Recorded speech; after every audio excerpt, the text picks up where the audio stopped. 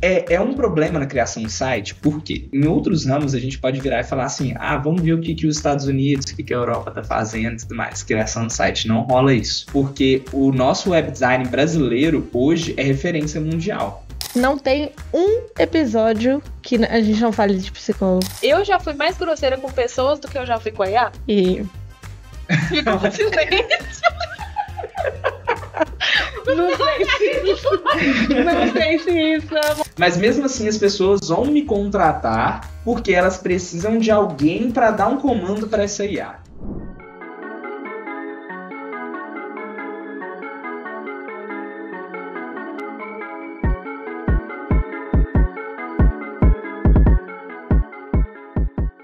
Fala galera, tudo bom com vocês? Aqui é a Amanda, sou Community Manager do Pubverso. Estamos aqui para apresentar mais um Pub Talks para vocês. Fala pessoal, eu sou a Manu, co-host do Pub Talks, e vamos para mais um episódio. Hoje a gente vai falar sobre blogs, experiência de usuário, sobre construção de sites. Estamos aqui com uma pessoa muito especial para falar sobre isso. Gabriel, do site, inclusive. Pessoal, Gabriel do site, sou o Gabriel Schmidt, eu sou web designer há mais de 10 anos, por aí. E sou o dono da Gabriel do site, né? É uma label que eu carrego, mas assim, hoje a Gabriel do site não é só o Gabriel, ainda bem. Mas eu tô ainda decidindo se isso é um fardo ou se é algo positivo. Mas é legal que, tipo, carrega o meu nome, assim, um pouquinho nisso, vai criando uma autoridade, né? Perfeitamente. Então, hoje falaremos sobre esse assunto, sobre construção de sites, sobre experiência de usuário, que é um assunto muito importante, especialmente quando a gente fala de mídia programática, quando a gente fala de monetização em cima de blogs dentro do Google. E aí, primeiro, a gente vai falar sobre a história do Gabriel. Então, a gente quer saber como que você começou a sua trajetória, como que foi lá no início e como que você foi parar nesse ramo que você trabalha. E antes disso, eu queria saber a sua idade, que você falou que tem mais de 10 anos de trabalho. Eu pensei a mesma coisa. Pois é. Não, eu tenho 28, tá? Não tô tão velho, não, mas eu entrei pro Cefet na faculdade, né? Porque o Cefet tem técnico também, mas entrei para engenharia de computação com 17 anos. Então, eu comecei cedo na faculdade. Aí lá, já fui fazendo estágio, já no primeiro período eu já tinha arrumado um estágio, era numa fábrica de software. E aí nessa fábrica de software eu cheguei a fazer um site, o pessoal a galera de software manda muito bem, mas eles não são tão fortes ali na parte do design, pelo menos na fábrica que eu tava. E aí eles pediram para eu fazer um site, tá? Era um site para uma empresa do meu pai, e aí veio a assinatura no rodapé, eu coloquei a assinatura no rodapé, Gabriel. Na época eu coloquei só Gabriel. E algum cliente do meu pai clicou e isso direcionava para o meu Instagram. Me chamou na DM e eu fiz mais um segundo site. O terceiro site foi uma agência que chegou até mim. Então, essa agência já começou, já direcionando, terceirizando serviço para mim. Isso foi acontecendo, toda a minha rotina de engenheiro da computação, de estudante. Eu me mudei para um outro estágio, num banco aqui de Belo Horizonte, e aí que eu avancei mesmo em programação, em TI, gestão de projeto, envolvi em todas as partes, e a gente chegou a desenvolver o Pix lá, então foi muito legal participar disso. E importante, assim, também, até para ver questão de segurança e hierarquia de processo, isso foi muito bom para ajeitar essa parte. Nisso, em paralelo, né, de dia fazendo estágio, estudando à tarde, de noite fazendo site para cliente. Vocês vão reparar, todo mundo que a gente chama aqui vive uma vida dupla e tem 72 anos. Eu ia falar isso, que só tem prodígio, né? Os meninos nasceu, já vai fazer alguma coisa, já vai empreender. Não tem o processo. Mas assim, na hora que não começa a fazer um pinguinho ali por fora, a gente começa, vamos ajeitar isso daí, porque tá valendo a pena. E o freela é legal, né? Mas aí, realmente, tem que correr um pouquinho atrás. E foram horas de madrugada e tudo mais, até que eu percebi que isso não era saudável nem pra mim, nem pros meus clientes também, porque se chamar cliente à noite é uma parada meio... Fica ruim, fica chato, passa falta de profissionalismo. Eu só tinha indireto. E eu olho a mensagem e falo, vou responder só amanhã 8 horas para ser profissional. E a gente conversa. Não, mas tem hora que a gente entende também, o cliente entende como responder e tudo mais. Eu vou no fluxo. A psicóloga tinha mandado eu dar uma segurada, eu até desativei o WhatsApp Business a partir de 19 horas. Gente, não tem um episódio que a gente não fale de psicólogo. A gente sempre fala de terapia. Já matou. Agora a Amanda perdeu tudo. A pergunta principal dela. Você pergunta de terapia, você já respondeu, obrigada. Mas até hoje, Só um. a Letícia, ela falou que não fez terapia. É, E só a admirou Letícia. muito porque ela teve uma resiliência boa. Não, e ela é bem tranquila, né? E ela é bem tranquila. Eu sem terapia, eu não seria assim. Eu já quero até lá nesse assunto, eu adoro falar disso. Então você Não, fez terapia também, foi importante. Fiz terapia, foi importante. Inclusive, eu li um livro esse ano que chama Você Deveria Conversar com Alguém. É muito bom, que ele mostra o lado da terapeuta, sabe? Uhum. É a terapeuta que tem... O terapeuta também tem terapeuta, né? Eles têm o próprio terapeuta deles. E aí ela mostra esse background ali da vida deles e eu achei muito legal. Não, minha terapia salva minha vida, sabe? Pra mim é muito importante. Eu comemoro. É a minha quinta à tarde, chega quinta de manhã, yes, hoje tem terapia. Dá uma felicidade nele Dá. também. Do jeito que tem terapia, eu fico bem tranquila, eu gosto muito. Eu me sinto muito bem, pelo menos com a minha terapeuta. Ela, pra mim, é coach, ela é amiga, ela é tudo, sabe? Avançou, o meu negócio avançou quando eu comecei a fazer terapia. Então, cuidei de mim, cuidei do meu negócio. Só voltando lá depois, antes da terapia, quando foi que você descobriu que aquilo era um negócio? Foi quando começou a vir, tipo, mais, né, clientes organicamente? Você já parou a faculdade ou você terminou a faculdade e decidiu fazer só sites? Como é que foi essa transição entre fazer só freela e ser de fato, negócio? Boa. A gente tinha passado pandemia, então em 2019 eu ainda estava no banco, estava crescendo lá e estava com uma projeção de crescer lá dentro.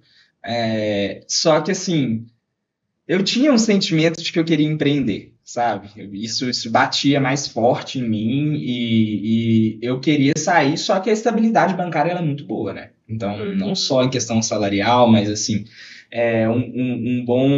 Como chama mesmo? Já até esqueci disso agora. Benefício? Um benefício, todos os benefícios que a gente tem. Mas eu queria falar daquele que a gente ganha uma vez por ano. 13º. Não, divisão de lucros. APL. PL. Isso não pinga mais, né? Mas os benefícios eram ótimos, então assim, você ficava pensando nisso, sair de uma vida estável, uma carreira estável, pai, mãe, todo mundo falando que é uma ótima seguir nesse rumo, só que eu sentia isso. E aí eu estava num momento que eu estava muito atarefado e eu estava passando a entregar pouco para o banco, entregar pouco para os meus clientes. Eu falei assim, alguma coisa eu tenho que tomar de decisão na minha vida. Isso também, a faculdade estava um pouquinho atrasada, mas eu tenho uma desculpa porque a engenharia da computação no Cefet, então é hardcore. Mas eu tinha que finalizar ela também. Então o que eu fiz? Para finalizar ela, no meu último semestre, eu tinha que fazer 12 matérias. E eu falei assim, eu vou fechar essas 12 matérias. Em quanto tempo? Um semestre. Nossa. E assim, eu peguei e falei assim, o que eu tenho que fazer? Porque um problema do Cefet, tá? Então todo mundo aí que quer entrar na carreira de tecnologia, um problema do Cefet, até o 5º período é de manhã. Passou, do 5º período é de tarde. Então, se você tá ali embolando uma matéria do 5º, do 6º, do 4º, do 6º, acabou. É o dia inteiro. Você fica preso dentro da faculdade. E na época que você trabalhava no banco, você estava fazendo faculdade. Estava fazendo faculdade. E fazendo freelance. E fazendo 3, então. As 3 faculdade, coisas. banco e... Isso. E vida mesmo, Durante a aula, dava pra fazer um site. Não vamos nos apegar aos detalhes, né? Não. Madrugada serve pra isso, né? Dormia no ônibus, dormia de alguma outra forma, talvez uma aula, né? Aconteceu um pouquinho. Mas assim, aí eu cheguei nesse momento de que tava vendo que as duas coisas não estavam rendendo tão bem.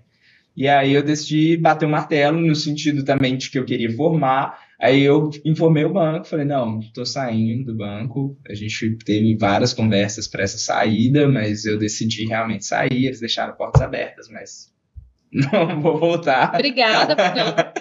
E aí, assim, consegui formar. E aí logo depois formei e eu realmente, poxa, tenho o tempo inteiro agora para criar site. Então eu tenho tempo pra caramba. E você tinha cliente para preencher esse tempo que você tinha para criar? Então, mas aí foi um lado também de que eu tinha agora tempo para ser comercial, né? Eu tinha tempo para prospectar cliente, para conversar, fazer parceria e tudo mais. Então, bom, no início não tinha. Tava sobrando tempo e tinha pouco cliente, então eu tinha que correr atrás. Mas aí foi aumentando isso até que em dezembro, eu acho que além de agradecer os psicólogos, eu também sou fã dos coaches, tá? Pô, mas é porque eu já fui em muito evento legal que eles fizeram pelo menos eu animar, sabe? Então, por mais que às vezes tenha alguma balelinha ou outra, mas o ânimo é diferente. Então, quando você sai de um evento, você fica animado para aquilo ali, você fica motivado para seguir.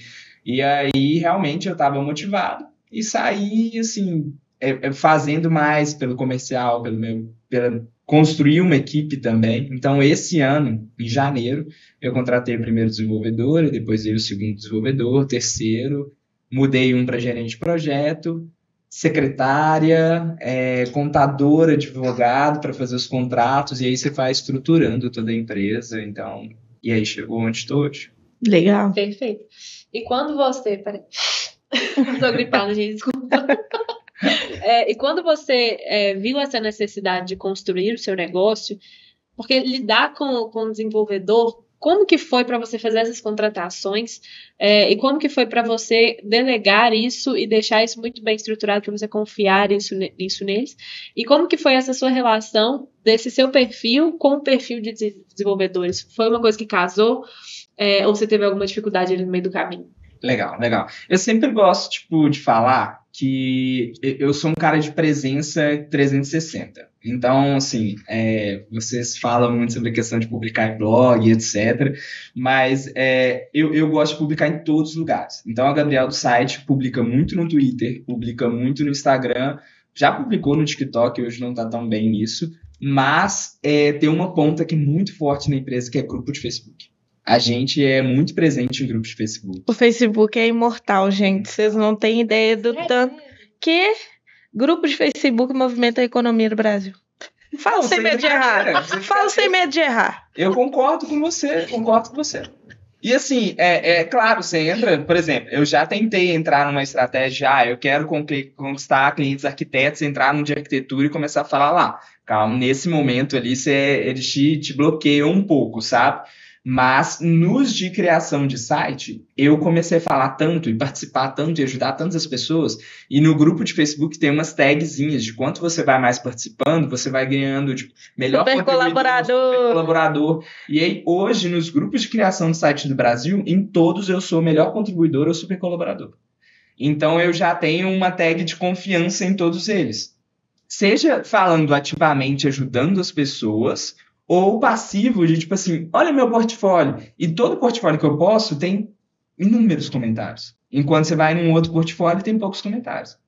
Então, eu já era super colaborador e em todos, assim, criação de site Curitiba, criação de site Belo Horizonte, WordPress com Elementor, WordPress, UX Designer, todos esses brasileiros. Será que a gente devia criar um grupo no Facebook? A comunidade Sobral é no Facebook. Porque o dono do grupo, ele tem direito à capa, né? Ele coloca o que ele quiser de ad lá na capa dele. E a capa é bem grande no grupo de Facebook. É um outdoor. E assim, eles também têm a tag de dono do grupo. Então, você pode colocar também tags que são... Eu não sei se elas chegam a ser pagas, mas é porque eu só estou abaixo nesses grupos dos influenciadores de criação de site. E eles têm uma tag lá de especialista, e tag de especialista quem dá é o dono do grupo. Eu nunca cheguei nem a pedir, porque para mim eu prefiro ter uma que é conquistada por likes do que uma que é dada. Eu acho que isso me deu mais autoridade por lá.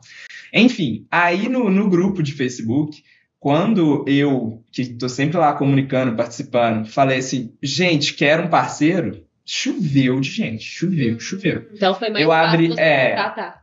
Eu abri um forms lá no meu site e pedi para a galera colocar. Então, assim, 48 horas eu tive uns 100 currículos, assim. E aí eu tive que começar a olhar isso, fora comentário no post, gente me chamando direct, WhatsApp, tudo mais. Falei, beleza, eu tenho que filtrar isso daqui. E como eu também tô lá o tempo todo, eu já vejo uma galera que era o perfil que eu tava procurando. O que era o perfil que eu tava procurando? tá começando, já publicou uns 5 sites.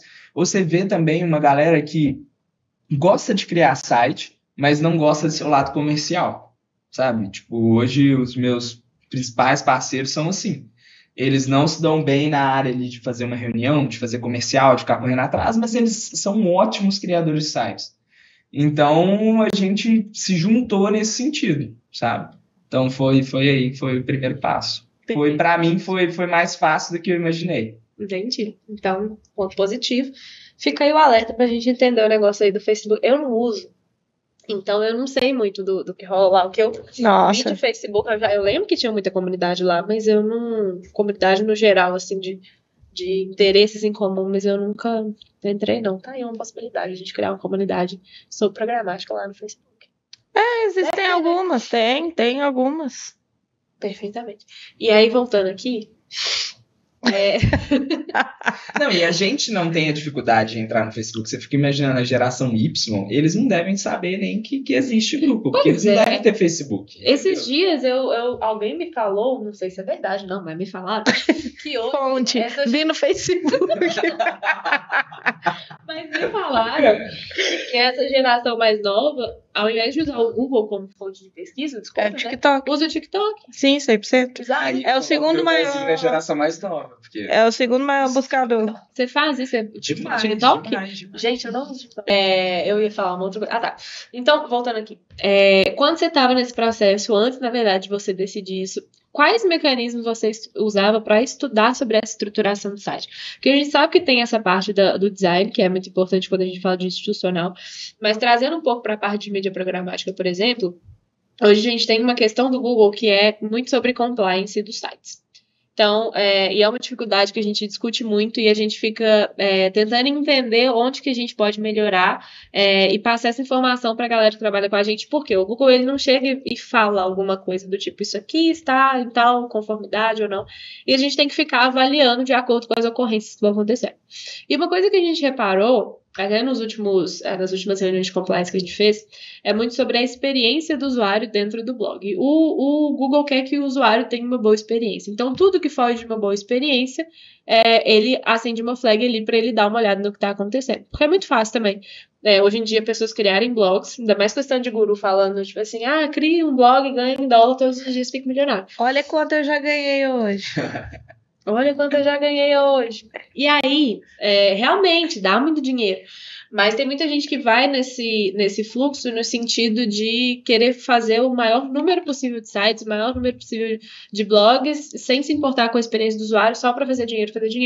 Em algum momento a bomba estoura. Então, quando você estava estudando, por exemplo, nesse sentido, o que você consumiu assim, de experiência do usuário que te ajudou a construir sites e blogs melhores, por exemplo? Perfeito.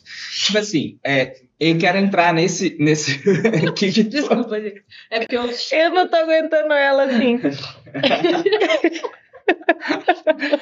Olha só, quando a gente está falando... Você já tocou no assunto do Google, então foi um dos lugares, tá? Então, eu sou UX Certified lá pelo Google. Legal. Faço o curso do Google. Eu acho que é uma base muito legal.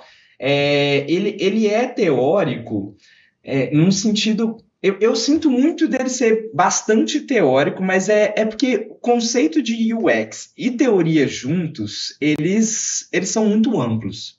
Então, é uma coisa que você tem que ter muito sentimento, porque é a experiência do usuário, tá? Mas quem é seu usuário? Quem é seu usuário? Sabe? Como que ele se comporta? Então, não adianta você estudar UX, sendo que, sei lá, semana passada, por exemplo, eu tive que fazer um site para... venda de produto de limpeza de privada, é muito específico. Quem na outra semana era um site de outdoor, e na outra de uma empresa que vende outdoor. Então você tem um público muito complexo que você vai ter que entender para cada um dos casos. E aí, a sua pergunta específica de Google ali, como que funciona, né? É claro, é da mesma forma que te perguntar assim, e como funciona o algoritmo do TikTok? A gente não vai ter essa resposta pronta, né? A gente vai ter que fazer um monte de teste AB, a gente vai ter que cancelar aquilo ali, fazer tudo de novo, refazer. Mas eu diria que é o seguinte, fazendo os cursos do Google, você percebe que eles se importam realmente com o usuário. Então, se você está numa ponta e você se importa com 100% dinheiro, e não se importa com o usuário, ele vai saber. Tipo assim, não tem como enganar o Google. Nós estamos falando do Google. Você vai enganar por um tempo, tá? Vai pingar ali, a sua galera vai falar que está ganhando muito dinheiro, mas você tem que ceder um pouquinho. Então, assim, e com certeza ele está estudando o que é o seu usuário. Então, a gente até estava conversando um pouco aqui antes sobre a questão de uma página de blog ser meio que padrão. Poxa, tem que ter ali um fundo e tem que ter uma fonte, mas o Google também deve dar uma olhada, e aqui eu vou falar deve, tá? Porque não tem um certo ou errado, igual todas as outras redes Ninguém sociais. sabe, é uma caixa preta. Igual todas as redes sociais. Então, a gente não sabe mais, a gente agora é perdido no feed do Instagram. Como é que você aparece no topo do feed do Instagram? Vai dizer que é sorte agora, o que tem que ganhar mais like, mas aparece post do nada no seu feed. Então. Esses dias apareceu da Virgínia, aí eu falei, gente, mas eu nem sigo a Virgínia. Eu falei, que é a Virgínia? Aparece agora. Aparece um negócio embaixo, tipo, você pode gostar, alguma coisa assim. Aí eu apertei que eu não queria, não. Enfim. Podem. Nada contra. Virgínia. Ela vai ter que fazer ads pra chegar em você. Vai ter que fazer ads pra chegar em mim agora. Mas, então, assim, eu diria que é um ponto importante. E sabendo do curso, né, a gente acessando o curso, a gente vê muito que eles ligam para espaçamento. Então, se a gente está falando de uma página simples de leitura de blog, que ela é fundo branco e tem texto, o espaçamento das laterais, vamos pensar em mobile, é o público principal mobile. Espaçamento das laterais. Qual que é o tempo ali que vai demorar para começar a leitura do post? Então, vamos supor que você põe uma capa vertical e o título nem chegou ainda. Então, aquilo ali, com certeza, ele vai levar em consideração que a pessoa não vai entender o contexto. Qual que é a fonte utilizada? O espaçamento de letra e o espaçamento de altura da linha. Então, e beleza, tudo bem. Vamos supor que sua fonte utilizada tenha 14 pixels, mas que 90% do seu público tenha de 15 a 25 anos. Ele não tá nem aí para isso. Mas se o seu público for 60 a 80 anos e você não colocar uma fonte de 16 pixels ou 18 pixels, eu tenho certeza que ele vai pensar nesse sentido. Então, assim, uma questão de variação desses cliques ali de leitores, eu acho que ele deve analisar, tá? Uma coisa que pega muito também, que a gente até discutiu no nosso último papo da comunidade, foi que os sites, os sites que quiserem se manter no mercado, né, e pensando no longo prazo, eles têm que deixar de ser apenas blog e se tornar fontes de conteúdos, né, e serem grandes portais, entre aspas, né? Então, o que você indica que são pontos fundamentais para você ser uma autoridade e não somente um blog, pensando no sentido de UX? Tá, legal. Boa pergunta. Eu acho que, assim, vai muito... Eu gosto sempre de trazer comparação para dia a dia. Para a recorrência, para o que a gente vive. Qual que é a diferença de quando, por exemplo, você lê um panfletinho, tá? Uma notícias do dia ali, um panfletinho normal, ou você lê o Estado de Minas? O que tem de diferença ali no jornal? Hoje a gente não lê já jornal de papel, tá? Mas vocês pegaram um pouquinho disso, não pegaram? Eu peguei e comprava super de 25 centavos. 25 centavos. Aqui na Rua da Bahia, ó, eu indo para a escola ali, ó. Eu comprava lá no bairro, que era... Eu comprava só para quando tinha para ganhar um brindezinho, alguma coisa diferente. Sim, trocar por caneca, panela. Meu avô tem boteco, né? Aí ele gostava de falar na porta do boteco. Chicão. Um abraço, Chicão. Com relação a isso da experiência do usuário, é justamente, olha só, vocês citaram um exemplo do super que é muito bom. Até você diferenciar também grandes portais. Então, vamos primeiro de um panfletinho, de uma notícia curta, um super. Eu tô tentando pensar no que panfleto é esse, mas algo que seja mais único, tá? Só pra gente comparar de blog para grande portal. Um super e um Estado de Minas. Perfeito. Em experiência, você se sente dentro de cada contexto. Então, eu vou te dar um exemplo no Estado de Minas. Quando você tá na página verde, você sabe que ela é de esportes. Então, você tem uma contextualização daquilo dali. Vamos lá agora para a web. A gente tem a Globo.com. Em cada um daqueles mini portais que eles têm dentro, você tem um contexto diferente. E hoje a Globo, ela até expande num sentido de, você tem o G1, aí você tem o Globo Esporte, você tem outros ali dentro, só acesso esses, tá, gente? Mas eu vi recentemente que o Extra é dentro da Globo e ele já tem um design completamente diferente, ele nem segue o padrão da Globo, mas você chega a partir do Globo. Então, eu diria que para você mudar uma UX de um blog para um portal, é num sentido realmente de entender o seu usuário. Voltamos à pauta do usuário. Então, aquele usuário ali é um usuário que vai se sentir confortável com trabalhar com tal cor? É um usuário que vai se sentir confortável com trabalhar com tal fonte? Porque quando vira de um blog para um portal, você está falando com públicos diferentes. Com certeza. Você está falando com o mesmo público, você vai ficar em blog mesmo. Normal. Tá? Então você está expandindo, você está falando com um público diferente. Público diferente, o seu usuário é diferente. Seu usuário é diferente, você vai ter que mudar a cor, você vai pensar numa fonte diferente, você vai pensar se aquela pessoa ali quer ser tratada com vídeo, com foto. Se você entrar hoje no TechTudo, por exemplo, lembrei de mais um, TechTudo, que é uma fonte da Globo, é só vídeo. O TechTudo é da Globo? É da Globo? Não é não? Será? Eu não sei. Eu acho que Pra mim era um portal independente. Gente, nossa, eu acho que se você entra na parte tech da Globo, você cai no TechTudo. Então, mas eu não sei se eles só, tipo, a Band também tem isso, que é o R7. Eles englobam pequenos... pensando... Né? Não que o R7 ou portais que são dentro da R7 sejam pequenos, mas grandes portais menores para agregar para dentro de um portal maior. Pode ser. TechTudo do Grupo Globo é o maior portal de tecnologia do Perfeito, a gente tá sabendo legal. Mas aí vai entender se eles criaram isso ou se eles compraram, se eles colocaram embaixo da asa, né? Aí já é outra história. Sim. Mas aí, por exemplo, o ponto que eu tava falando do TechTudo é todos os posts do TechTudo recentemente, tá, né? Eu recentemente ia acessar o TechTudo tem um ano, né? Mas assim, eu lembro de ter muito vídeo. E era vídeo básico. Tipo, já tava aparecendo um monte de vídeo, assim, de como criar um e-mail. Então, eles entenderam o público deles e criaram vídeos horizontais. Então, não era vídeo vertical, era horizontal de como criar e-mail. Então, você está vendo que um portal, ele vai ter que entender realmente o usuário deles. Então, se hoje o TechTudo fizer um post sobre a Loud, a Fúria, ninguém vai ler o conteúdo disso, sobre LoL, sobre Counter-Strike, dentro da TechTudo, porque esse público não consome o TechTudo. Sim. Então seria criar um subsite dentro do portal Globo como um todo, falando sobre esportes, por exemplo. Por exemplo. Segmentar. E atendendo aquele público específico. O que você fala é legal, que dentro do que eu pesquisei aqui, eu vi que a TechTudo ele lança guia gratuito sobre o WhatsApp para o público de 60 mais. Tá vendo? Então, tipo assim, vai de encontro com o que você falou, de que eles estão focados em ensinar essa tecnologia pra galera mais velha. E entra no ponto de que a galera mais velha geralmente busca pelo Google e não pelo TikTok. Então, eles estão entendendo que quando a galera busca a galera mais velha. Eu me senti um pouco velha porque eu busco coisa no TechTudo, mas eu acho que eu não sou o público, não.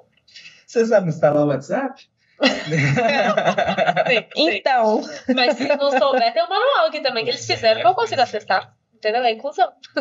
E aí, entrando nesse papo que você falou de entender a experiência do usuário, isso é uma preocupação que eu acho que, assim, é bom levar em consideração, especialmente agora que... Porque no início, quando era tudo mato, eu acho que era mais fácil, até porque o Google também via de uma forma diferente tudo que a galera estava fazendo e criando, e era um mar muito menos explorado. E aí meio que virou essa oportunidade, todo mundo começou a entrar nesse mercado, tanto que você vê muita gente falando assim, mas criar conteúdo é fácil. Eu vi uma moça que ela meio que, tipo, ela criou um mecanismo de inteligência artificial junto com o ChatGPT para criar conteúdos para blog. E aí a gente entra também no ponto da experiência do usuário, que quando o usuário começa a ler aquela coisa muito robotizada, hoje a gente já tem IA que faz que escaneia ali o conteúdo e entende mais ou menos se ele é de IA ou se ele foi escrito por uma outra pessoa.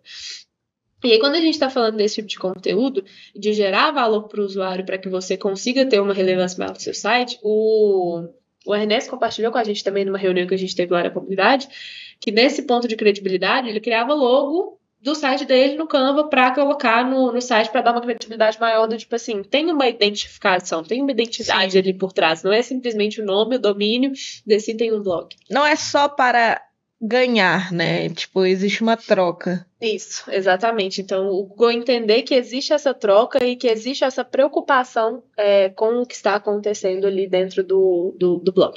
E aí, levando mais para o seu campo, assim, quando a gente fala de internet, a gente sabe que é muito dinâmico. A gente sabe que as coisas mudam de uma forma muito dinâmica, mas muito rápida. Tanto que teve gente que entrou no início e hoje está passando por problemas desse mercado, porque o mercado muda muito rápido.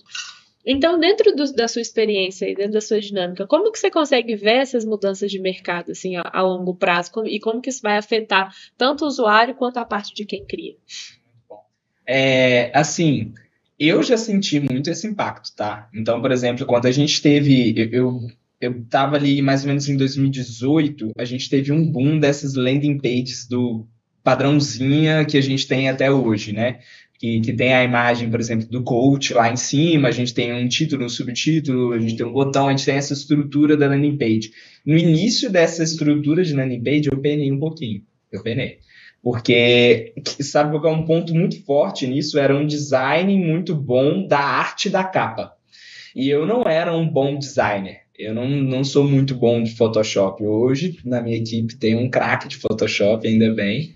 E aí a gente foi se adaptando a esse momento. Então, essas mudanças doem. Porque eu sentia que eu estava ficando para trás. Falei, nossa, a galera vai me engolir agora porque eu não tenho esse conhecimento. Então, assim, a gente tem que ficar olhando muito o mercado, né? Não tem como. E eu consumo muito isso, sabe? Eu gosto disso. Então, quando você gosta também, as coisas facilitam, né? E consumir isso tá ativo ali em todos os ramos, igual eu falei. Eu tô ali no Twitter, consumindo uma galera de Twitter que é muito dev. Eles são muito mais dev do que UX, do que qualquer outra coisa. Eles são muito dev.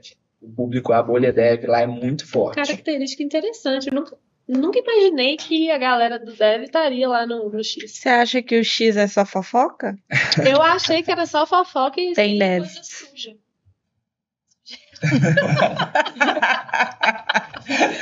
Aí, o grupo de Facebook também, que aí eu começo a entender, tipo, por exemplo, no grupo de Facebook, eu sinto uma galera que tá um pouquinho para trás. Então, eu também começo a entender o que eu não posso fazer. Como que eu vou me diferenciar dessa galera? Então, beleza, se eles estão cobrando esse valor, se eles têm esse tipo de design aqui, é um ramo que eu talvez vou ter que diferenciar nesse sentido. E é um problema na criação de site, por quê? Em outros ramos, a gente pode virar e falar assim, vamos ver o que os Estados Unidos, o que a Europa está fazendo e tudo mais. Criação de site, não rola isso. Porque o nosso web design brasileiro hoje é referência mundial. Tipo assim, não sei se vocês já chegaram a ter contato muito com um site norte-americano. É muito feio. E eu tenho clientes norte-americanos que eles pedem para ser daquela forma. Quando eu faço um site, pede para ser feio. É o feio que converte, é o famoso. Porque assim, eu faço um design todo bonito, ele fala assim, não pode ser assim. Não pode ser, está muito colorido. Põe branco, coloca uma fonte, manda essa fonte aqui, ele manda a fonte mais básica possível. O Arial. Eles gostam assim, e aí eu coloco uma foto com um contexto mais realista e tudo mais, não, ele quer a foto do stock image, assim, forçadona. Eles gostam disso, então é característico. Então, para a gente inovar aqui, hoje, realmente a gente tem que ficar de olho em quem está fazendo funcionar, sabe? Então, assim, estamos fazendo landing page que vai dar certo. Então, essa landing page aqui está no padrão de alguns grandes lançadores do país, né? Então, a gente tem que ficar de olho nesse sentido. E em tecnologia, eu fico muito, muito de olho. Então, assim, por exemplo, eu ainda uso bastante o Elementor com WordPress, porque eu estudo sobre a empresa. Então, assim, eu tô com... Elementor foi criado em 2016. E desde 2016 eu crio site com Elementor. Então, eu vejo o crescimento da empresa, vejo o crescimento de ação. Eu converso... A comunidade específica de Elementor é a única que eu converso global. E já recebi coisas de Elementor lá em casa e tudo mais. É super legal, super legal. É de Israel. E aí, assim, chegou a coisa lá em casa, foi taxado. Mas, peraí, eles mandaram uns brindes. Eu já sério, eu sou Elementor Pro desde que Elementor nasceu. E assim, e aí eles mandaram os brindes lá pra casa, mandaram meia, caneca, camisa. E foi taxado, eu sei que teve E aí, pagar? foi taxado. Não, eu mandei mensagem pra eles. Falei, não, foi taxado e tudo mais. Aí eles falaram assim, não, faz o seguinte, paga e a gente resolve via PayPal por fora, porque não tinha como, senão eu ia ter que devolver, ia demorar mais 30 dias pra voltar. Entendi. E aí recebi os negócios da Elementor lá em casa, os adesivinhos, é super legal. E aí, o seguinte, onde a gente estava? Me perdi nesse A gente estava falando que você sempre trabalhou com o WordPress e Elementor Pro e você estava acompanhando o crescimento da empresa para entender. Isso. Então, assim, é uma empresa que eu tenho certeza ainda que eles vão continuar. Então, a gente tem um boom de Framer, que é uma outra ferramenta de criação de site. Tem um boom de, o Wix vai lançar uma nova ferramenta deles para tentar combater. Mas não tem como. Sim, em questão de ações, a gente vai olhando como que a Elementor está crescendo, então eu continuo confiando neles. Então, todo ano eu dou uma olhada nisso também. Surgiu essa ferramenta, eu vou testar essa ferramenta. Na hora que você falou de blog de IA, eu ri, porque eu fiz um blog de IA. E eu costumo fazer isso também. Tipo, o meu site, ele é um Frankenstein por trás. Então, tudo que surge de novidade, eu coloco no meu site. Eu tento, às vezes, num cliente ou outro, mas essa só foi uma coisinha muito pequena. Por exemplo, sei lá, a ferramenta de tradução hoje a gente está utilizando de IA. Então, eu fui e coloquei num cliente, deu certo, coloco no meu site, coloquei outras ferramentas, começo a utilizar. Mas, geralmente, eu começo pelo meu site. Na hora que eu vi o primeiro estudo de que tinha para fazer um blog de IA dentro do WordPress, eu lancei meu blog de IA. Aí já conecta na API do ChatGPT, o ChatGPT gerava conteúdo para mim, adiantou nada, zero. Não funciona nada. Nem indexou, né? Nossa, eu tava pensando só em palavra-chave mesmo, né? Só de ficar funcional nesse sentido. O meu orgânico do site é legal, sabe? Mas, sim, não mudou muita coisa, não. Pensando no sentido de performance, você disse que você usa muito o Elementor, né? E que é Elementor Pro desde que nasceu. Como que você consegue unir, por exemplo, Web Vitals com Elementor, já que a grande maioria do mercado tem dificuldade em deixar o site de acordo com as principais métricas lá que o Google recomenda? Perfeito.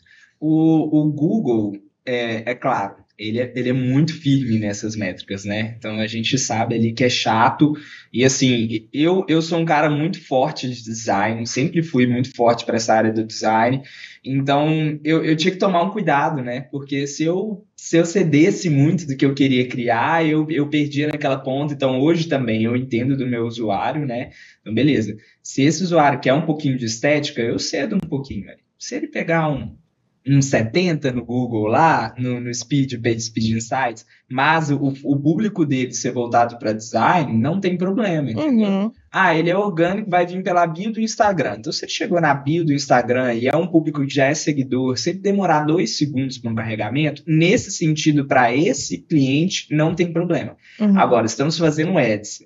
Aquela pessoa não pode perder um segundo, que é um público muito frio. Então, a gente tem que dar uma virada para isso. Mas, bom, como que a gente faz isso? Todo ano também muda essa questão de otimização de velocidade. Mas uma das coisas que a gente tem muito firme lá dentro da Gabriel do site porque, por eu ser engenheiro da computação, eu entendo como é que funciona aquele código. Então, por exemplo, o Elementor, ele tem uma caixinha de ícone. Então, você tem um ícone, o título e um subtítulo. Essa caixinha gera uma div, tá? E ela gera, internamente, ela vai gerar 20 linhas de HTML.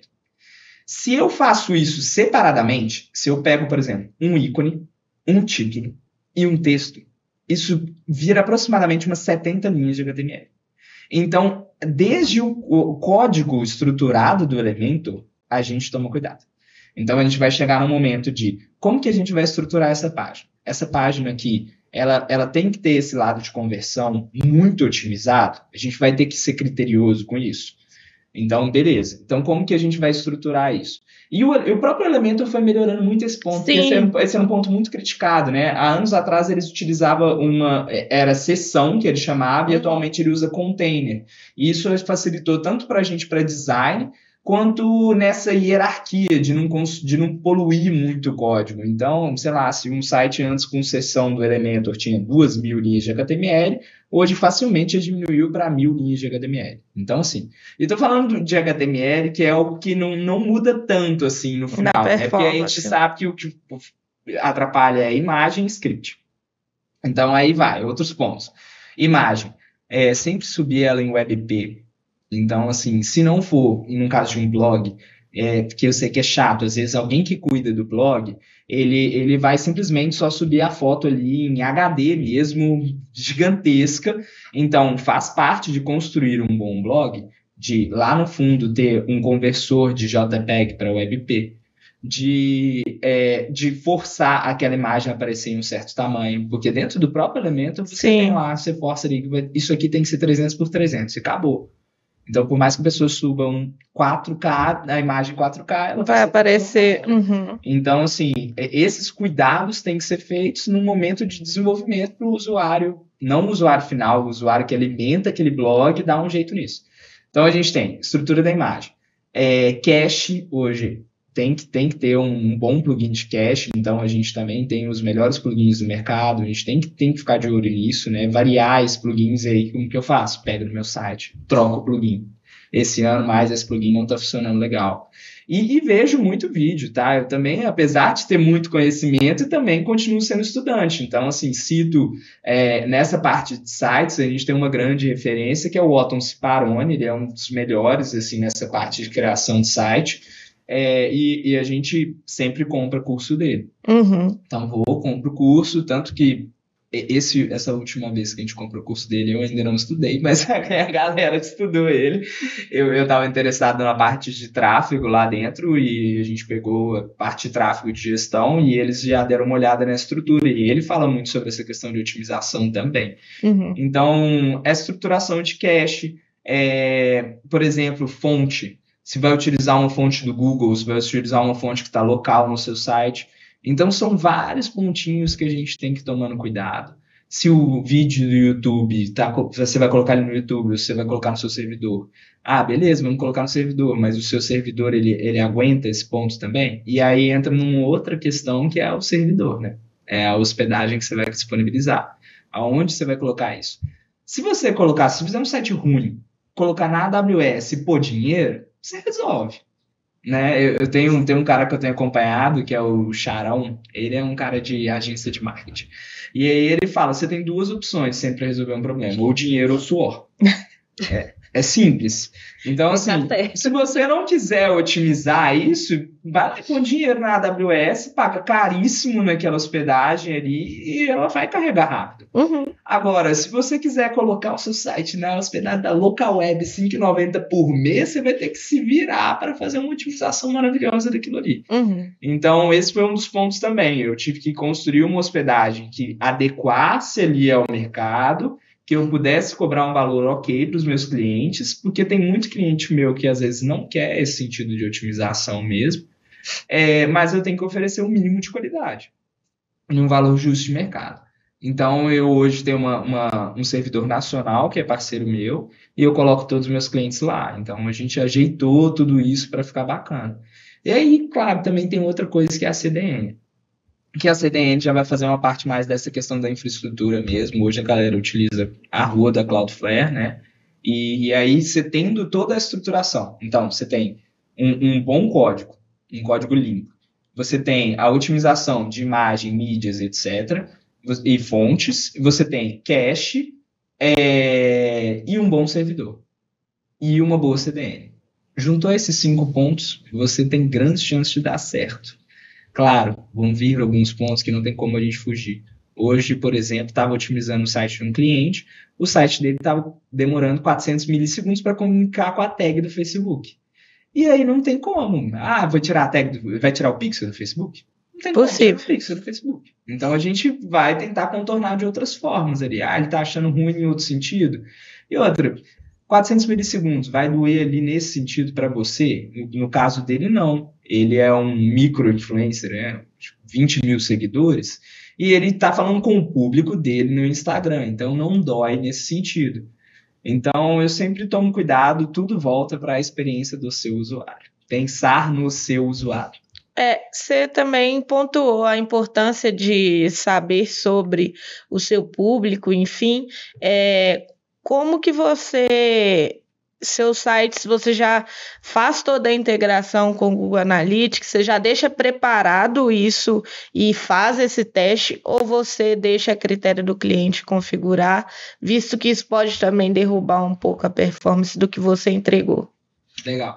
Eu hoje, por eu ser especialista em criação de site, eu gosto de separar isso um pouco, sabe? Porque eu não tenho ali a frente de gestão de tráfego dentro da Gabriela do site ainda. Ainda temos planos. Mas eu tenho vários parceiros. E aí, assim, sempre que acaba chegando até mim, essa pessoa não vai fazer tráfego. Se ela não for fazer tráfego, eu não comunico nada, ela é uma decisão daquela pessoa. É claro, eu me importo com o negócio do cliente. Então, eu vou virar para o cliente e falar assim, olha, esse seu caso, você só construiu o site, para você ter um ROI disso, vai ficar muito longo. Vamos investir nisso, fazer um tráfego legal, eu posso indicar tal pessoa. Legal. Quando não é esse caso, tem um cliente que já chegou com um gestor, eu tento às vezes criar até um grupo com o gestor, eu tento ter essa comunicação com o gestor de tráfego para ter um resultado ali final. Então, assim, aí ele fica me cutucando. Gabriel, não deu certo isso aqui não. Ó, eu quero que o título apareça mais em cima da foto dele e a gente vai alinhando esses detalhes. Legal. E quando é com um parceiro meu, aí que é o melhor dos mundos. A gente já tem uma sincronia muito legal. Então, eu tenho um leque de parcerias de agências, de gestores de tráfego que eu já trabalhei. E, assim, a gente fica se indicando. E é legal porque, assim, eles também têm essa questão de público, né? Você tem um gestor de tráfego que entende super de vender roupa e tem um gestor de tráfego que entende muito de colocar um advogado no top 1 do Google. Então, assim, cada um vai ter um perfil. E aí eu também levo o meu cliente com um perfil para cada um deles. Legal. Configurar ali uma parte que é criação da parte dentro do site, configurar uma tag, configurar um pixel, ok, isso eu configuro, mas aí na hora que vai partir lá para a parte de tráfego, eu deixo na mão de quem sabe. Boa. De quem vai fazer. E aí, só puxando um gancho que você tinha falado da questão dos sites norte-americanos, que você falou que tinham, porque muita gente nesse negócio que a gente trabalha de mídia programática roda o site fora. Então, pontuar isso é muito legal de entender, assim, geograficamente, né, como que, beleza, eu entendi meu usuário, mas o meu usuário, ele tem uma cultura, então o meu usuário brasileiro vai se comportar de uma forma, o meu usuário indiano vai se comportar de outra forma dentro do site. Então, isso é só um ponto que eu lembrei aqui, falando sobre a questão da experiência do usuário, que eu acho importante também a gente passar para eles, porque, de novo, sempre lembrar dessa questão da experiência do usuário, porque o Google está olhando. E aí, entrando num ponto de que, recentemente, a gente assim, né, Ítalo, Marcelo e John foram no evento do Google e eles voltaram com algumas perspectivas que o Google tem para mudar um pouco a dinâmica do que está acontecendo hoje. Por quê? A gente sabe que essas redes, Instagram, TikTok e YouTube, tanto que o YouTube foi para os Shorts, então hoje está tudo mais dinâmico, mais rápido, tudo mais. E o Google, ele está vendo essa tendência e ele está já com algumas perspectivas de começar a trabalhar com essa questão do vídeo. Então, muito mais do que só texto, muito mais do que só palavra ali, começar a trabalhar o visual. Dentro disso, como que você vê essa dinâmica para otimização de sites, por exemplo, dentro do que você já falou aí, qual que você acha que seria a melhor forma, entendendo que hoje em dia a gente tem um determinado tipo de vídeo que a gente coloca num site, não que a pessoa vá monetizar com anúncio, mas que ela vá monetizar de alguma outra forma ali. Mas quando a gente pensa em monetizar com anúncio, por exemplo, como que você vê essa questão do carregamento, da experiência do usuário, de não confundir um ads, por exemplo, ali que vai ser um vídeo com um vídeo que vai ser um próprio vídeo do site. Eu tô jogando isso aqui, mas é uma novidade, é só uma coisa pra gente pensar sobre. Deixa eu perguntar. Ui! Desculpa. Tudo bem. Tô movimentando aqui, foi algo que movimentou, foi algo diferente, né? Realmente, olha só. Que eu penso, tá? Vamos jogar algumas ideias aqui para a gente tentar chegar nessa resposta. E realmente, eu não sei, nem imagino como que o Google vai se adaptar a isso. Pois foi uma novidade para a gente então, também. Eu fiquei assim. Primeiramente, eu diria que é o seguinte, aquela aba de vídeos que a gente tem no Google, ela, na grande maioria dos casos, aparece resultado de YouTube. Então, assim, acredito eu que eles vão ter uma comunicação direta com o YouTube. E o YouTube hoje, graças a IA também, que eles vão consumindo, eles já devem, muito provavelmente, indexar até palavras que são faladas, não só do que a gente tem ali. Então, o primeiro ponto, eu acho que é essa indexação por fala. Eles vão pegar as IAs, vão interpretar o que está sendo escrito ali, e isso daí vai passar a ser indexado por fala. Então, só nesse ponto de palavras, que é hoje o que é menos custoso para uma IA, eu diria. Então, eles vão ter um custo de... É porque uma das coisas que a gente não pensa é o tanto que uma IA é cara, né? Então, assim, o Google vai ter que ou pagar isso de novo, ou fazer uma parceria com uma YouTube da vida, por exemplo, para tentar obter essas palavras. A partir dessas palavras, ele vai ter essa força de analisar palavras. Eu não acho que o Google vai fugir muito de analisar palavras, sabe? Eles são muito bons nisso. E aí vai ser um ponto que ele vai perceber, tipo, num ads, de que realmente essa palavra é uma palavra de propaganda, principalmente por palavras de ação, tipo compre, clique, etc. Ele deve ter uma referência com relação a isso. Se a gente começar a viajar aqui, porque a gente tem que parar para pensar também que agora você tem os vídeos feitos por IA que vão ser utilizados nisso daí também, entendeu? Então, pensando aí na galera do blog, você vai pegar um blog e aí você vai simplesmente jogar na IA, ele vai gerar um vídeo disso e você vai ter o post e você vai ter o vídeo. Agora, para o YouTube, para o Google, o que vai ser mais relevante para ele? Ele vai, no fim das contas, voltar no assunto. Gabriel, tá um saco, você só volta e fala, isso ele vai entender o que o usuário tá consumindo daquilo ali. Pois é, e aí quando esse assunto surgiu, eu fiquei pensando muito sobre a questão da experiência do usuário. Por exemplo, eu, Amanda, como usuário. Quando eu pego um vídeo, talvez por eu estar dentro dessa área também, quando eu pego um vídeo que tá com inteligência artificial, não me dá uma credibilidade. Para mim não é muito crível quando eu pego um vídeo que eu vejo várias imagens aparecendo e várias coisas e uma voz mecânica falando por trás. E aí eu fiquei pensando assim, dentro dessa nova jogada de display, por exemplo, isso indo para frente, dando certo, como que seria essa avaliação do Google de um conteúdo relevante, sendo que a maioria da produção de vídeo, por exemplo, passaria por uma IA? Cara, posso te falar? Eu acho que vai ter mercado para todo mundo. Porque você não consome, mas pode ser que 40, 50 consumam. Não, então, eu acho que a galera mais velha consome já com menos problema, menos dificuldade. Sim, então. E aí vai ser só um problema de entrega. Quando ele entender que a galera de 40, 50 ou 50 a mais consome IA dessa forma, ou outras fontes de tráfego consomem mais, ele vai parar de entregar aquilo, vai denominar para quem consome, e para você vai entregar só vídeo curto, sei lá, ou continuar com texto. Ou continuar com texto. Perfeito. Eu imagino. A minha grande dúvida deles é como eles vão mesclar esse resultado na sua busca, sabe? Tipo assim, eu fico imaginando...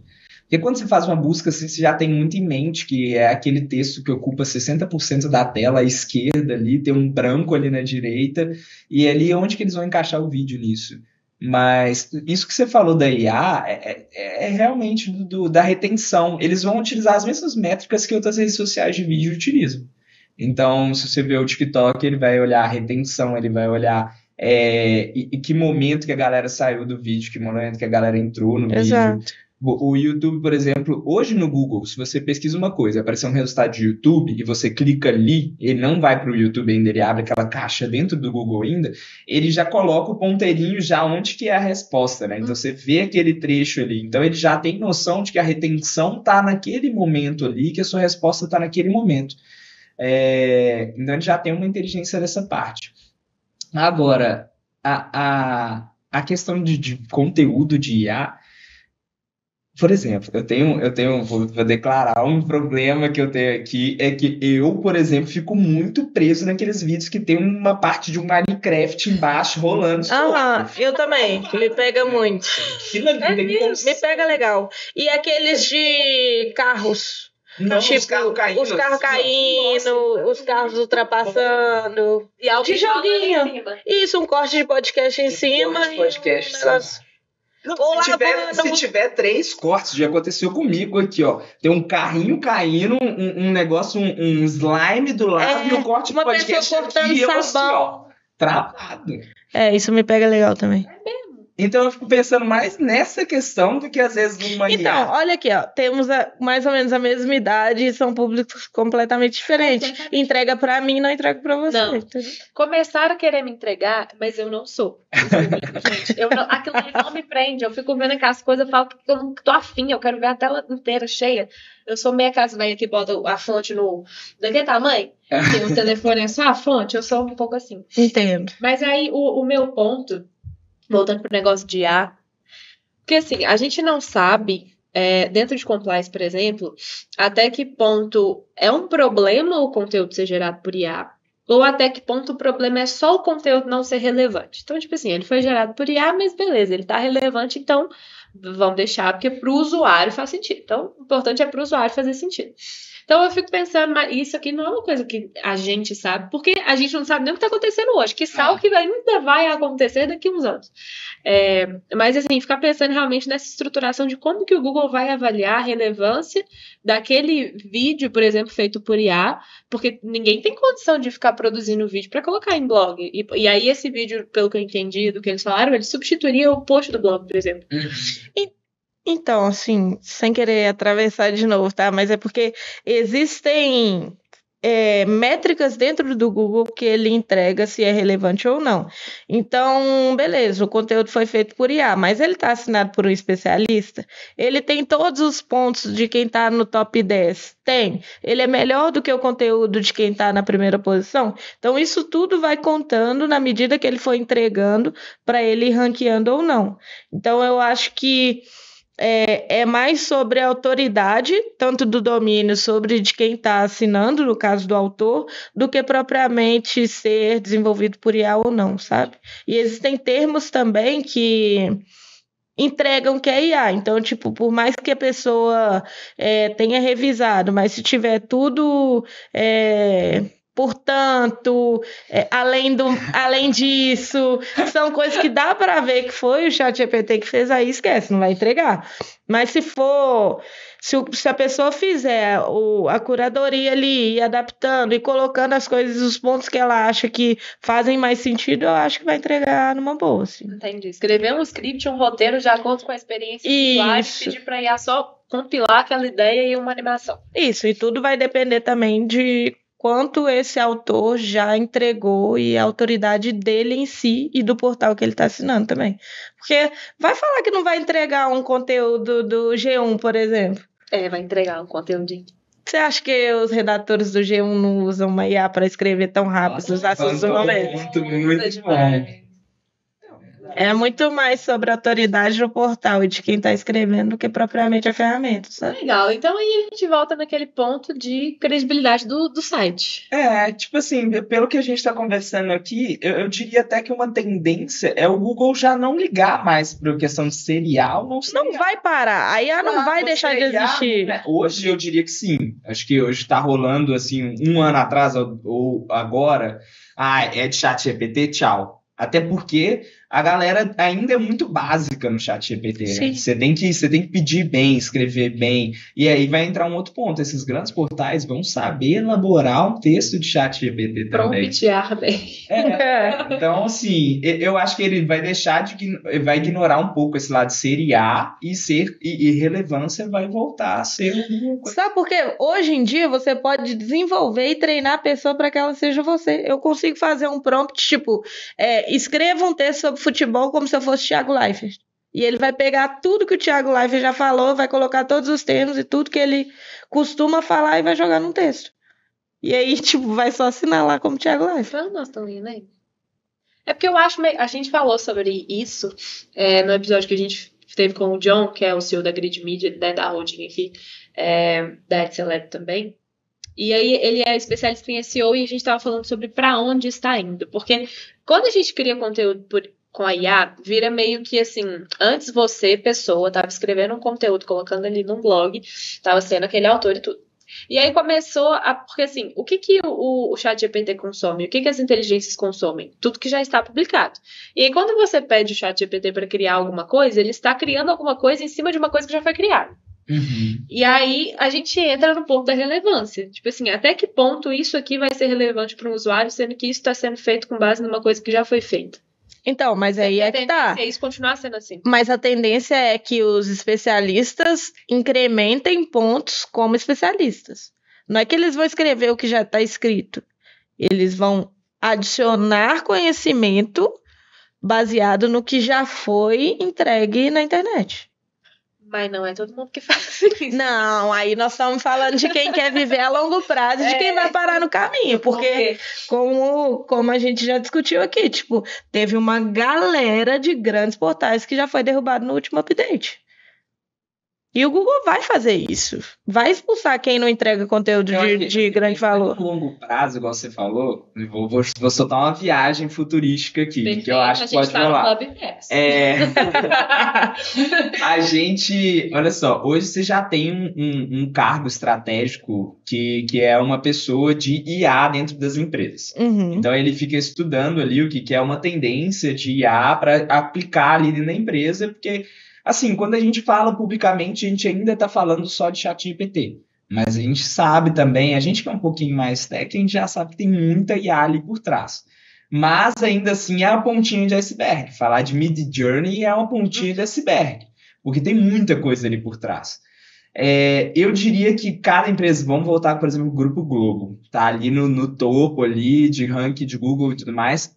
Até que ponto eles não vão largar uma terceirização de IA e criar uma IA própria? Entendeu? Para consumir e funcionar da sua forma. É claro, você citou um exemplo básico ali de que, eu posso treinar o ChatGPT 4.0 para ele falar igual o Thiago Leifert e ficar passando um monte de texto do Thiago Leifert e ele consumir aquilo. Mas a Globo, além dela pegar todo um histórico que ela tem, que talvez não esteja público daquilo ali, ela alinhar todas as diretrizes que ela tem e ir treinando uma máquina própria. Isso, exatamente. Para ela desenvolver uma IA própria, e aí sim, talvez o Google, duvidando até do Google aqui, né? Mas assim, talvez o Google não vá detectar como uma IA batida. Ele vai entender que aquela IA é uma IA própria e aí ele vai entender que aquilo ali pode ser até algo que não seja IA. Então ele pode ficar um pouco confuso. Camuflar, né? Porque a IA vai ser própria deles, entendeu? Pode ser um ramo aí também que as pessoas podem treinar. Eu não acho que você viajou, não. Eu acho que você foi super dentro da expectativa do que deve acontecer mesmo. Porque, igual você falou, alguns dados, eles são privados de algumas empresas, elas não colocam simplesmente para rodar de qualquer forma. Não, mas, por exemplo, quando a gente fala de emprego, né? E isso é uma polêmica. Quando a gente fala de IA... Melhor já cortar. 6 por 1, os caras 6 por 1. Não, isso aí não. Sou contra, vamos deixar claro. Só se você vive de folga e onde trabalha. Eu sou fechada com 6 por 1. Mas assim, falando, porque tem essa polêmica da IA e do trabalho, da força de trabalho, e até que ponto ela vai substituir a força de trabalho. E aí quando você para pensar na quantidade de conteúdo, por exemplo, que um mecanismo desse que você falou que, vamos supor, Globo gigante vai criar um mecanismo de IA próprio, uma máquina de IA própria, quantas pessoas iriam para a rua? Porque, obviamente, é muito mais fácil você lidar. Porque a IA você vai jogar ali, você vai pedir para ela fazer. Pessoa envolve uma complexidade muito maior para você lidar, para você demandar, para você ensinar. E aí, por que eu tava falando disso? Até que ponto a IA... Até que ponto a IA vai trazer essa facilidade, até que ponto isso vai virar um problema muito grande, não para o Google, mas para, por exemplo, a gente que está trabalhando com isso, por exemplo. Uhum. Então, você sente isso na pele? Você tem essa preocupação ou você está de boa? Não, é óbvio que eu tenho essa preocupação, óbvio. Mas assim, eu penso que vai muito num caminho igual a primeira Revolução Industrial, a segunda Revolução Industrial. Eu ia falar mesmo. Porque a gente vai... tivemos medo das máquinas mudarem ali, a gente não ter mais ninguém operando máquina na indústria. E aí depois você vai evoluindo para outros empregos. Então, a gente vai evoluir para um sentido de ter uma pessoa que vai ficar alimentando a máquina. A IA ali de evoluir naquele ponto, tipo, eu não diria de melhoria de algoritmo, tá? Porque assim, eu ainda bem no finalzinho ali da minha faculdade, eu peguei ainda a criação de IAs, então a gente já criou algumas IAs por lá, e eu diria que, não que o algoritmo vá mudar tanto, mas é uma questão de consumir aquela IA, de alimentar a IA, tá? De aprendizado mesmo. E aí a gente entra numa outra questão, eu diria que... Por que eu falei de viajar? Porque a gente fala que é distante. É porque é um custo muito alto. E por que é um custo muito alto? Não é só porque é muita tecnologia ali por trás, mas tem até uns estudos aí, eu já não vou saber falar 100% disso, tá? Mas sobre consumo de energia, e aí a gente já vai em emissão de gás carbônico, o tanto que isso é alto para você fazer um comandinho no chat GPT. De água rola também, que eu lembro Rola que uma de água vez também. eu vi um também. Para produção de chip, essas coisas assim, é bem... Então, assim, a gente já entra numa questão até de meio ambiente, né? E aí, entrando nessa questão de meio ambiente, também é uma outra polêmica que a gente vai ter frente a isso. Que já existe, inclusive, que eu lembro que eu vi uma moça polemizando exatamente isso, falando sobre, assim, cada vez que você testa o chat GPT com uma brincadeira ou com uma coisa ali, ele tá gastando uma determinada quantidade de água, de energia e tudo. Eu não sei se é verdade, eu não me aprofundei, foi apenas um vídeo de Instagram. A fonte é Facebook. A fonte é Facebook, mas eu não duvido por conta da produção. Não que ela esteja falando que a cada pergunta automaticamente a água é gastada, mas é porque a cada questão que acontece ali, algum elemento vai ser gasto e para produção, então aí vai ter que usar de novo. Então, eu entendo que tem essa problemática realmente, mas assim, hoje, por exemplo, eu uso inteligência artificial o tempo inteiro na minha vida. Eu baixei uma extensão que chama Cider, e aí é até um cérebrozinho que fica assim, e tudo que eu faço, ele tá lá. Então, assim, eu tô escrevendo uma frase em inglês, e aí eu preciso corrigir a gramática dessa frase. Automaticamente, ele já grifa, enquanto eu estou escrevendo, ele já grifa as palavras que estão erradas e me dá a sugestão das que estão certas. Ainda tá muito falho, porque eu vi lá umas palavras que ele deu sugestão que eu falei, não é isso que eu quero falar, então eu relevei. Mas, por exemplo, eu tava assistindo um vídeo em inglês, falando sobre marketing, falando sobre o case da Stanley. E aí apareceu lá do lado o Cider falando assim, você quer reduzir esse vídeo para 2 minutos e transformá-lo em português? E aí eu cliquei lá assim, e em 10 minutos menos, ele me entregou um vídeo reduzido de 2 minutos, de um outro que tinha 30, em português, resumindo o que aquele vídeo estava falando. Eu sigo o Tempo Salvo. O que é? Tempo Salvo. É tipo um cara no TikTok que consome todos esses conteúdos e ele simplesmente fala. Já viu aqueles vídeos no TikTok que é tipo várias partes assim pra no final não ser nada? Aí ele assiste todas essas partes e fala: o final disso é isso. Siga para ter o tempo salvo. Essa aí é a IA do Tempo Salvo. Ele faz basicamente isso. Eu acho fascinante, eu acho impressionante, eu gosto muito. Mas dá medo. Mas me dá um negocinho. E não só medo do que pode acontecer, porque eu acho que eu não vou dar nem viva pra isso. Mas assim, eu acho que não vou, não. Quando rolar a loucura, eu acho que vai rolar a revolução das máquinas. Eu acho.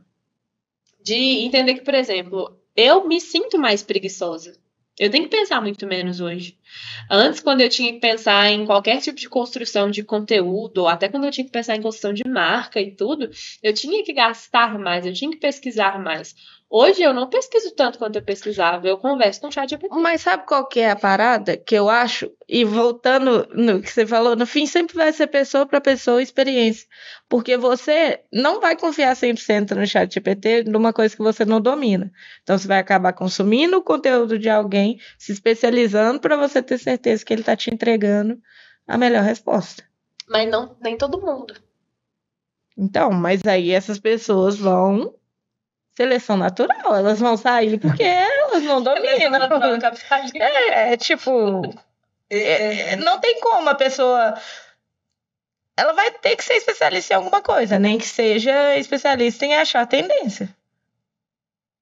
Eu acho que ainda assim, tipo assim, eu não sei até que ponto nós estamos cheios de achismo, né? Mas eu não sei até que ponto a gente vai confiar, esse lado da confiança é muito legal. Então, por exemplo, advogado, hoje, no Brasil ainda não funciona mesmo a questão de chat GPT, mas nos Estados Unidos funciona porque tem aquela questão de que os casos passados interferem na decisão de um caso atual. Então, você coloca ali essa questão dos estudos de caso.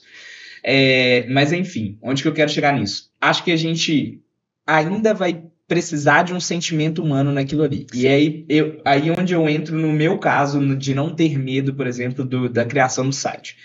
A gente tem IA de criação de site? A gente tem IA de criação de site. Desde que o mundo é mundo, desde que sai o site, tipo, tem. Então, assim, por que ainda eu acho que as pessoas não vão ser autodidatas para criar um site? Porque ainda tem um comando por trás. Então, assim, e o comando por trás, beleza, se eu declarar para as pessoas, olha, eu estou fazendo sites, tá, 100% por IA. Isso pode ser negativo num ponto, até certo ano isso vai ser negativo, passou de um ano isso não vai ser negativo. Mas mesmo assim as pessoas vão me contratar porque elas precisam de alguém para dar um comando para essa IA. Eu ainda tem que ter um humano, porque é o humano que vai consumir. Então, o humano que vai ter que falar para a IA entender aquilo ali. No final é pessoa para pessoa, não tem como. Não, mas sabe por quê também? Porque a pessoa que está contratando para fazer um site, ela não quer ter o trabalho de fazer um site, porque hoje, se ela for no YouTube e respeitando total o seu trabalho, mas tipo, se ela assistir um curso completo, ela consegue colocar um site no ar. Sim. Pode ser que ela não consiga entregar a mesma qualidade que um especialista consiga, mas ela consegue. Então, no final, ela quer ter a confiança em uma pessoa para fazer a entrega do que ela não quer perder tempo. O negócio é facilitar a vida, mas o que você falou de site serve para literalmente qualquer ramo. Hoje em dia, faculdade. Eu vejo faculdade hoje como um negócio necessário para quem quer seguir alguns pontos tradicionais. Tipo assim, você quer fazer direito, você quer ser advogado? Não tem como. Faculdade. Medicina, você tem que fazer faculdade. Agora, hoje a gente tem profissões que você não tem no escopo da faculdade. E que mídia programática, gestor de tráfego, gestor de mídias sociais. Você começou até... Acho que teve uma pessoa falou num grupo... eu tô parecendo castigo, fica compartilhando no WhatsApp. Olha só o pessoal mandou aqui, ó, mais cedo. Aí tá assim, ó, forward many times. Não, mas falando que alguns cursos de uma faculdade foram tirados da grade do escopo ali, porque a galera não tava querendo, porque hoje em dia tá, enfim... não se aplica, né? Em outro patamar. Então, assim, tudo que a gente quer saber hoje tá na internet. E por mais que a gente não confie, não só no ChatGPT, mas até em um profissional, tem problemas de confiança, eu não confio em muitos profissionais também. Então, assim, por mais que seja um especialista e um profissional da área, eu tenho as questões de confiança. Mas, voltando para essa questão de inteligência artificial, eu entendo o ponto, talvez eu seja muito negativa e muito... Eu sou muito das teorias de conspiração, então eu fico viajando nessas. Uhum. Eu não falo sim pra nenhuma, mas também não desacredita. Mas você manda oi, tudo bem? Pro ChatGPT? Eu mando oi, tudo bem. Eu mando, eu sempre trato bem. Uhum. Eu nunca fui grosseira. Nem eu, nunca. E desde a primeira vez eu mandei oi, tudo bem. Eu também. Tem que ter. E quando ele erra, Tá. olha, eu acho que eu expliquei mal. Eu posso explicar de novo pra ver se você consegue entender melhor. Eu não amiga. Eu não duvido. Uma vez com ele, pedir desculpa depois. Ixi. Tava muito Vão atacar primeiro ele. Várias vezes pra falar e aí ele não me dava a resposta certa. Aí eu falei, desculpa, eu que falei errado com você, eu que devo ter errado a instrução, eu vou seguir de outra forma. Mas o que você tinha falado de grosseiro? Não xinguei, de forma alguma. Então acho que não posso xingar. Eu acho que ele ainda não vai te atacar, assim, não. Melhore, sabe? Faça melhor. Resume mais esse texto. Melhore, e aí uma chicotada. Melhora essa tese. Eu tava muito em cima dele. Gente, meu Deus. Não, então, eu nunca fui grosseira. Não, eu também de forma alguma. Eu não sei se algumas pessoas são assim, se é a tendência das pessoas. Esse assunto tá indo para outro lugar. Mas se é uma tendência das pessoas. Mas ainda sobre inteligência artificial. Eu já fui mais grosseira com pessoas do que eu já fui com a IA. E. Ficou um silêncio. Não sei se isso é uma boa. Né? Não, eu falo de paciente. Com o Gustavo você já foi muito mais grossa do que com o chat. Mas não é assim também. Não chega a às vezes no seu dia a dia, né? Daqui a pouco vai ter a IA, tipo, já dentro do celular. Aquela que o iOS tá prometendo, que a gente vai falar o tempo todo ali com o iPhone, que a Siri vai virar inteligente finalmente. E aí eu acho que num dia a dia, assim, pô, não tem como, né? Não, eu já chamei a Alexa de burra. Ela não tem como, né? Ela a gente já deu. Eu falo, ela eu já xinguei. Alexa, vamos combinar que ela não é muito inteligente. Ela não é inteligente. Ela não serve pra ser secretária. Ela... Vamos falar a verdade? Vamos entender o sexismo nisso? Porque Não tem o chat nenhuma Não vem lacrar. Não vem lacrar. Alexa é burra. não tem uma Alexa é escutando, burra. né? Tem uma escutando. Tem uma aqui. lá na cozinha. Tá. Ela fica chateada. Mas deixa eu xingar, Alex. Eu já xinguei. Porque ela não acha as minhas músicas. Nossa, às vezes com música. E o para e ela não para? Alexa, para. Ou Aí Alexa, ela próxima. dá Aí ela pausa, volta a depois já música. volta o volume de novo. A gente passa pela mesma situação. Tamo junto. Você não xinga, Alex? Você nunca xingou? Poucas vezes. A Siri a gente não xinga também, porque não tem nem como. Eu desativei. Ela não tem muita atividade. Que? Alexa, se você é pra ligar a luz, desligar. Alexa liga a luz e liga meu ar-condicionado, desliga e minha televisão. É porque, gente, lá em casa só tem planta. Madeira. Não, você pode colocar a Alexa pra iluminar a planta O e regador automático, Será que ela colocar um- rega, 100%. E ela apaga as minhas luzes também meia-noite. Apaga tudo da minha casa. Que é inadmissível xingar. Não, travei todo. Que é inadmissível xingar é o robô aspirador. Esse aí eu fico horas assim. Ele poupa o meu tempo, mas eu fico viajando nele limpando. Você fica assistindo. Fico 100%. 100%. Sim, é satisfatório. Eu acho que eu vou até jogar no TikTok, colocar um Roblox ou algo do tipo embaixo pra ver se viraliza. Um corte nosso com o meu robô aspirador, assim. Será que pega? Legal? Um SMR. Eu já gostei, esfregando tapete, assim, sabe? Aqueles Pega, legal? Aham, eu amo, tá? Gostei daqueles. Limpeza de tapete eu gosto. Isso eu gosto. Mas só a limpeza do tapete, não dividido tela. Não. Dividindo tela. Ela não gosta nem de ouvir áudio em 2x. Ela liga áudio no 2x, eu fico com meu coração acelera, eu tenho que tomar um Rivotril. Não dou conta. Voltando, Mas galera. você, olha só, vou voltar já num gatilho aqui. Você gosta de áudio? Você gosta de receber áudio, escutar áudio? Você tem preguiça de áudio? Eu tenho preguiça, inclusive o WhatsApp lançou uma função que você grita. Você clica para transcrever o áudio. Naquele meta aí. Apareceu pra mim, mas eu não sei se já tá disponível, porque eu tentei clicar e aí não deu. Não, mas é melhor não testar que a gente tá no podcast, vai que o áudio é comprometedor. Não, eu só ia ver aqui, mas enfim, tinha aparecido. Eu não gosto de áudio. O ponto que eu quero pegar é o seguinte. Então, vou voltar ali no nosso papo sobre blog, tá? A gente hoje tem aqueles blogs que tem um playzinho lá em cima, né? Que vem antes ali. Sim. E você com certeza deve ter relacionamento com o público. Então, assim, você tem que entender se o seu público gosta de escutar. E para entender isso, como que você vai entender? Somente com teste.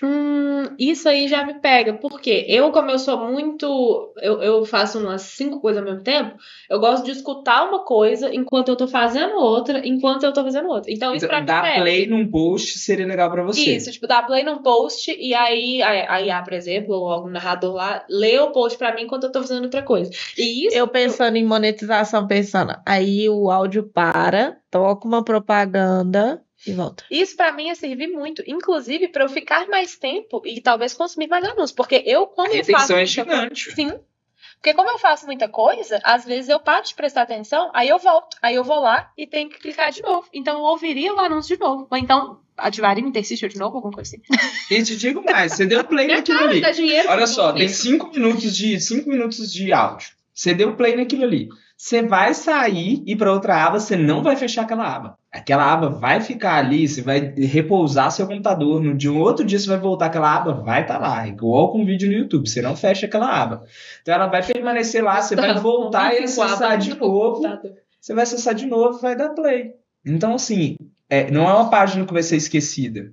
Então, olha só, beleza, isso fez sentido para esse público, tá? Mas para outros públicos, colocar talvez somente o play é legal porque é o seguinte, ele é uma faixa muito fina lá em cima. Uhum. Então, ele não atrapalha quem quer ler, sabe? Ele não distrai tanto quem quer ler.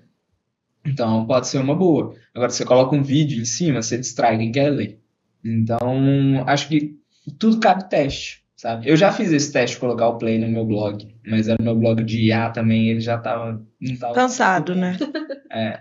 Mas assim, e a leitura em IA também, né?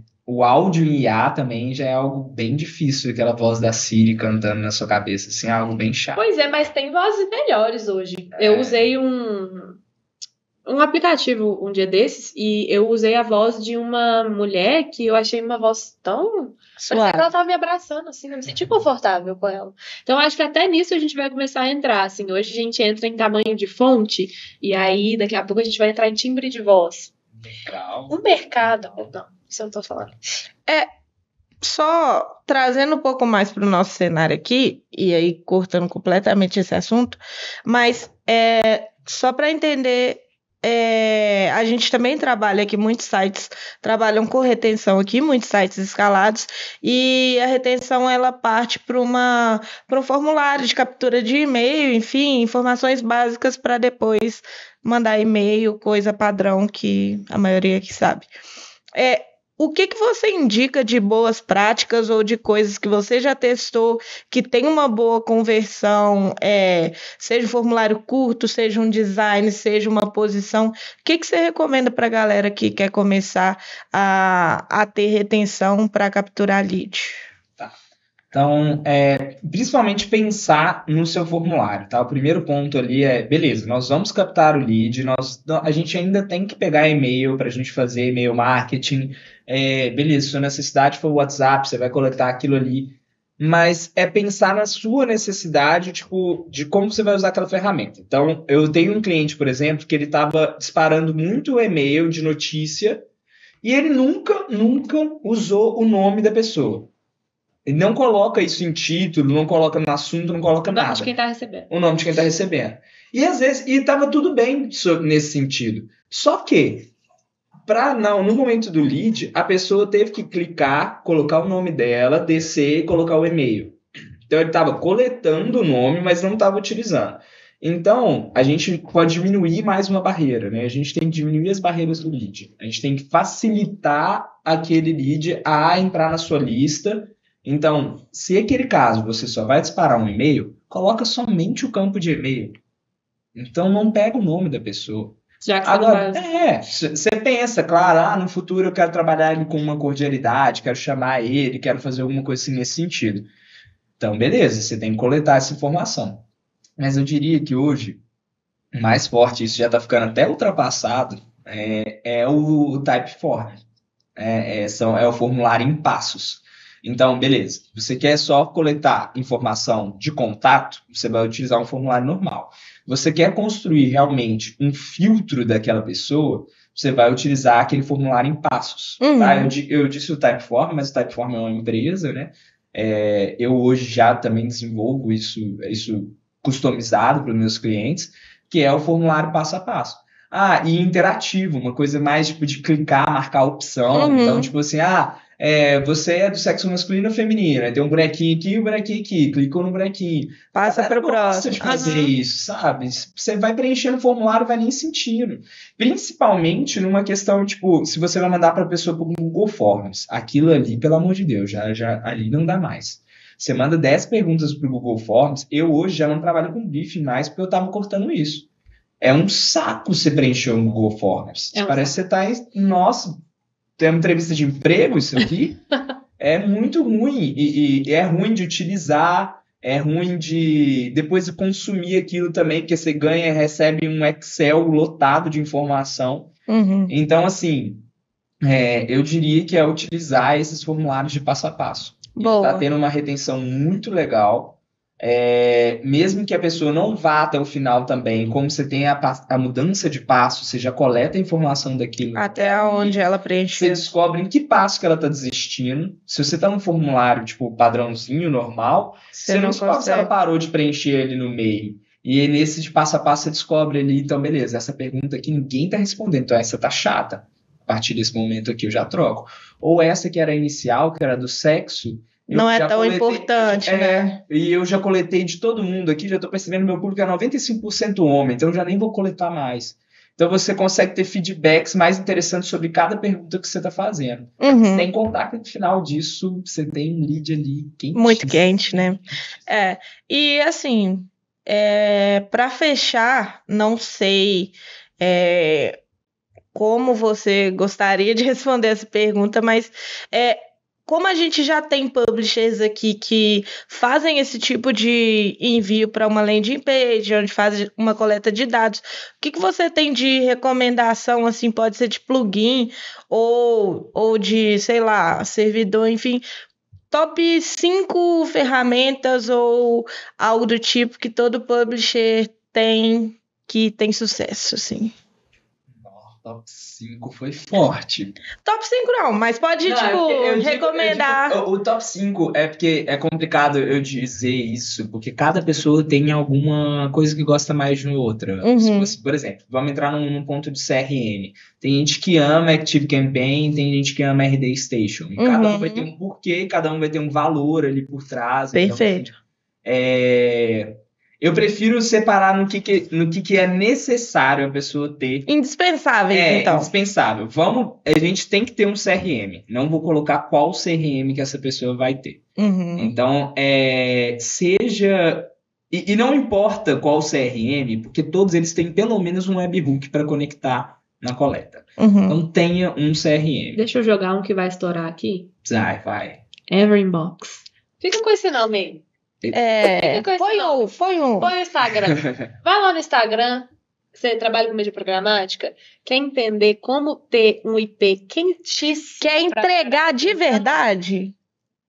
Aqui, ó. Vai chegar. Eu tenho um plano. Você tem um plano? Eu tenho um plano. Você tem um plano? Aqui, ó. Segue aí.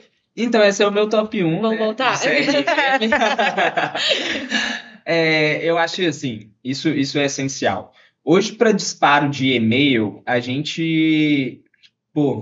o próprio CRM, alguns deles oferecem algumas ferramentas muito interessantes, né?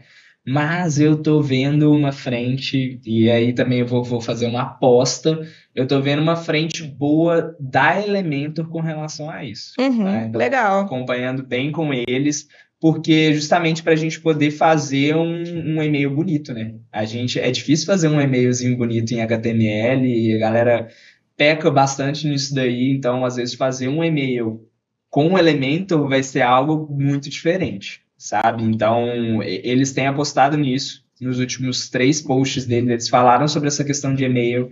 Então, eu também tô confiante nesse lado. Tá vendo? Sou super Elementor. Você sócio da Elementor?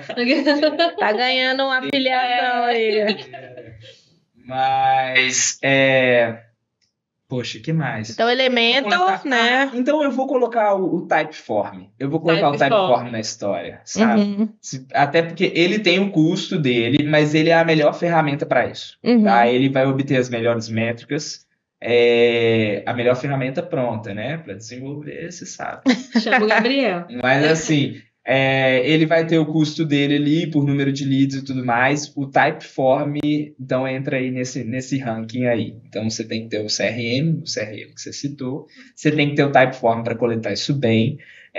Talvez uma criação aí, eu estou viajando já numa criação já de e-mails dentro do Elementor. E aí a gente já configurou, tipo, a coleta do lead, aonde a gente vai organizar esse lead e o que a gente vai enviar. Então, a gente já tem essa estruturação. Se esse lead for de WhatsApp, você tem que ter uma boa IA de WhatsApp também para disparar ali, já ter um bom chatbot ali nesse sentido.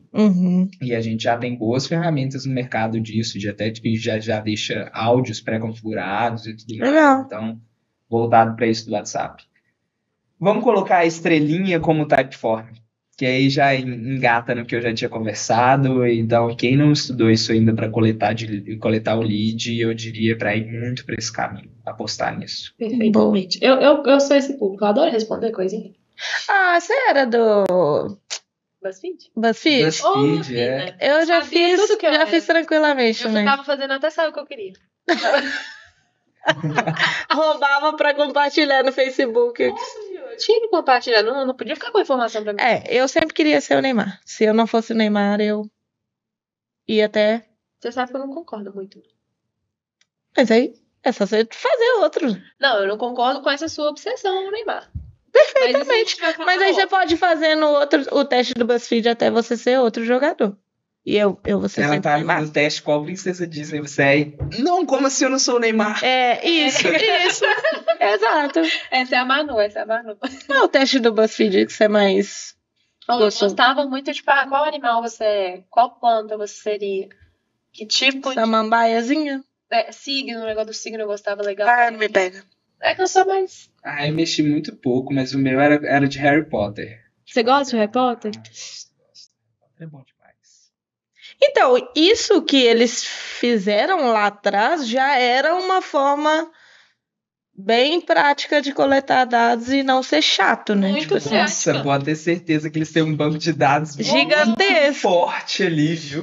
O que eles ganharam com programática deve ser piada, né? Ou a liga é legal. Vamos conversar aqui legal? A liga é legal.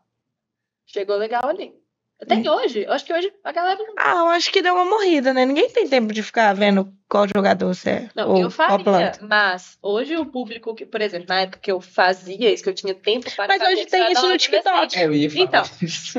Aí No TikTok eu vi. funcionando. Quando você acerta, ele já te dá um. Se você acertou 4 pontos, você. Tananana, aí te dá o seu resultado. Isso é Mas não tem interativo no interação, vídeo? não. Não. Você tem que ir na cabeça. Ele Nossa, não se for com Não é artista, ruim, você não. não coleta nenhum nada disso, né? Mas assim, Mas viraliza vários legal. testes na sua cabeça ali pelo É. TikTok.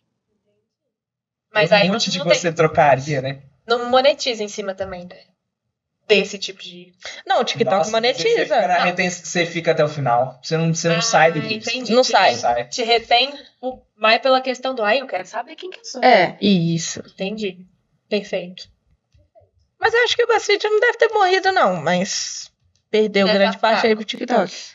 Fraco também não vamos. Com Sério? certeza não, mas. Eu acho que sim. Você acha que o BuzzFeed deu uma morrida?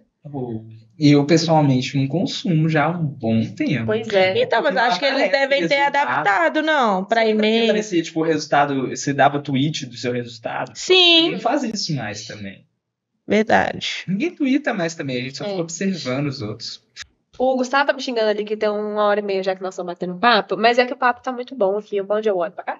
É que o papo tá muito bom hoje, gente, a gente falou sobre assuntos muito relevantes, inclusive vou abrir aqui. Tem mais alguma pergunta pro Gabriel? Não, eu não. Tirei todas as luzes. Se eu perguntar mais alguma coisa, o Gustavo vai me matar, que ele já tava ali. Não.